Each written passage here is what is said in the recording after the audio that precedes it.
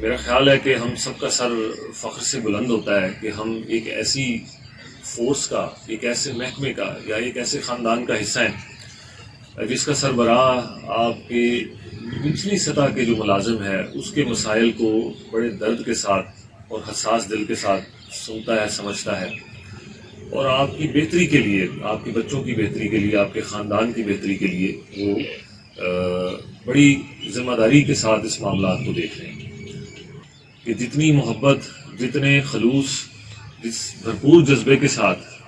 وہ آپ کو، آپ کے بچوں کو، آپ کے حالات کو بہتر بنانے کے لیے کوشش کر رہے ہیں،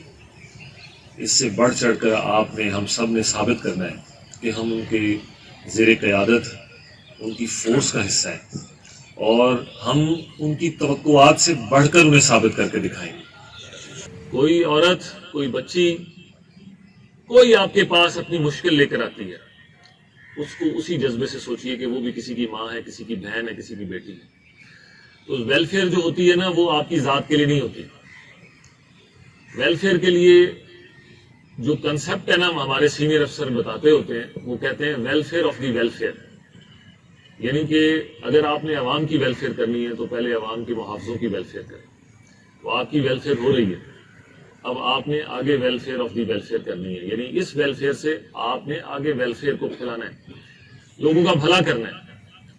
یہ ہمارے دین کی سنت ہے،